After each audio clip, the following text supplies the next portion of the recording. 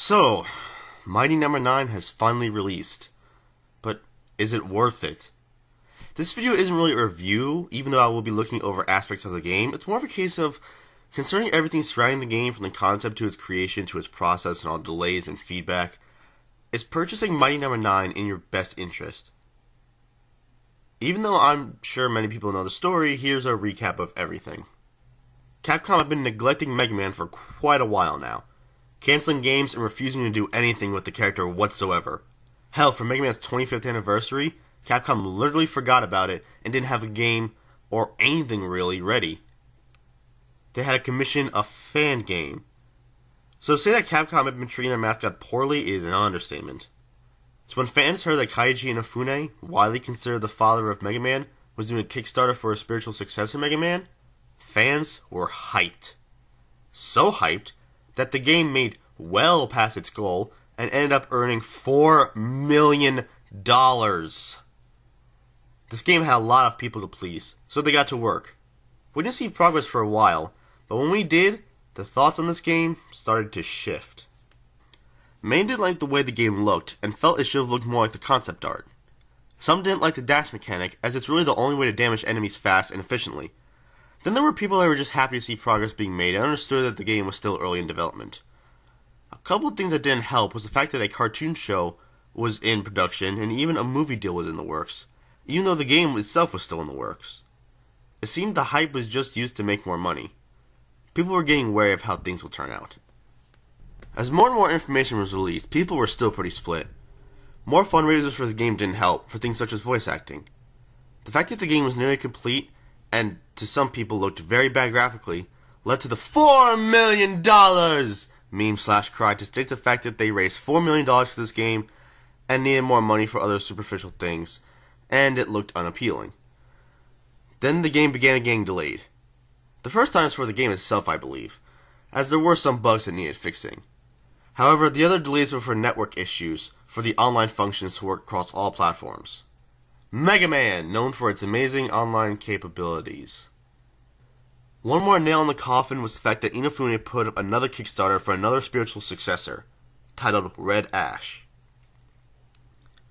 So, your first Kickstarter game isn't even out yet, and you're trying to make another one.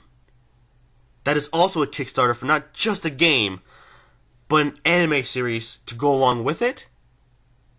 Unlike Mighty Number 9, this game did not reach its goal, but is still being put into production thanks to a company fully funding it. Now people are starting to worry, as it seemed that Inafune, and I guess by extension his company Concept, were not making games for fans, but for money. Eventually, some people got to play the game, be it at game conventions or early access codes, and they were not impressed. Many of the complaints were for reasons already said, but there were also legitimate complaints, like how in boss fights, what a boss will say will cue you into what attack will be coming, but it's hard to hear when that character start talking over it. So first hands-on impressions were mixed. Just to divert from the topic really quick, in my opinion, something cannot be truly judged until it comes out.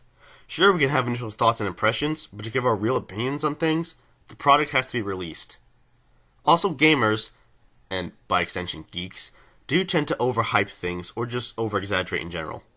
Something good could be considered amazing, and something meh could be considered god-awful. Another point I want to make is that some people feel that games are supposed to be made specifically for them and no one else.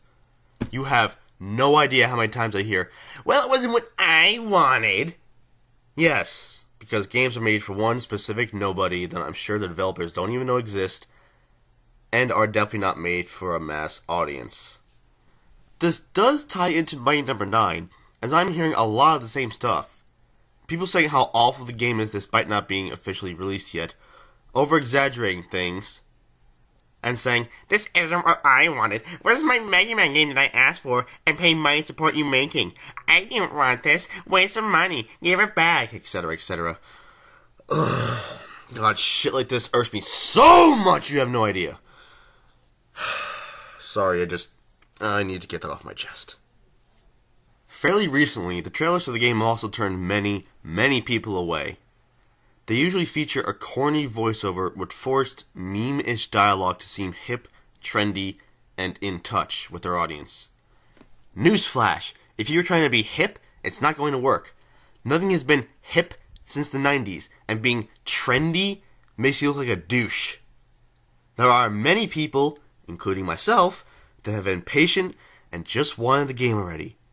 But now many were shying away because of the length of time it's taking and how the marketing is making fun of its audience in the trailers.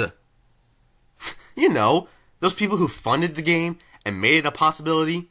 Let's make them, and I quote, cry like an anime fan on prom night. a goddamn month before the fucking game is out? Yeah, not a good idea. The trailers made the feelings go from mixed to hated and even venomous. Even I doubted getting this game. But I gotta pull through for the 2 people watching this. So, now down to the nitty gritty. It's time to talk about the game itself since it's been released.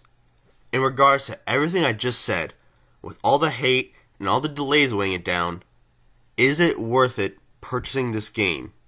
In short, how is it? Not good.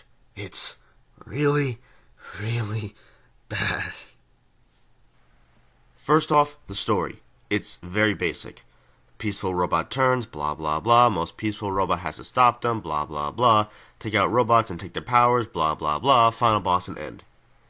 It is slightly deeper than classic Mega Man in terms of story, but nowhere near as intricate as the rest of the Mega Man franchise.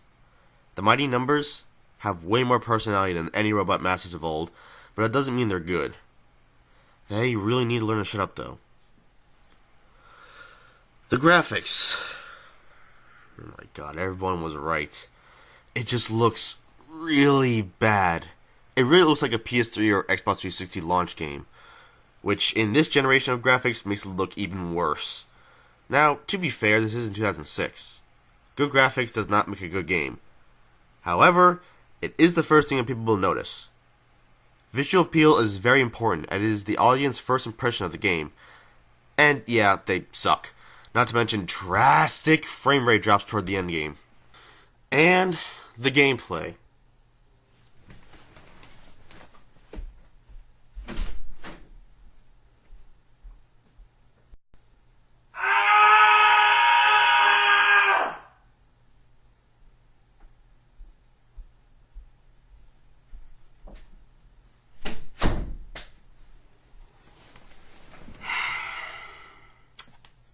I'm not fond of it. It seems like the gameplay, level design, and enemy placement all contradict each other. Not to mention that the dash mechanic just doesn't work well. It's mostly fine for traversal, but seeing as how is the main way to take out enemies, it does not work. You can take out normal enemies just by blasting them, but it takes a lot longer, and bosses can only truly be damaged by the dash.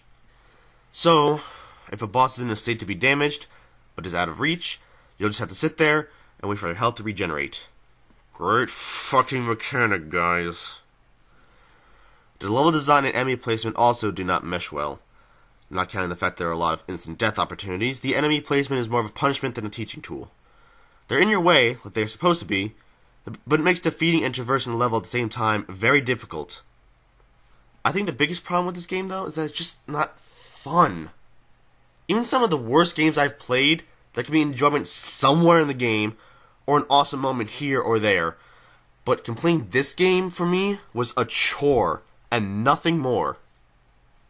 Now, I have a lot more to say about this game, but the point of this video is to tell you whether or not it is worth it to buy this game. If you want a straight up review, there are plenty out there. So, is the game worth it? No. The game is unpolished, the gameplay is ass, the difficulty is fake, unfair, and really damn frustrating, and the game is just not fun. The game is only $20 or $30 depending on where you are, but honestly, you should just skip it. It's not worth it. Mission Player.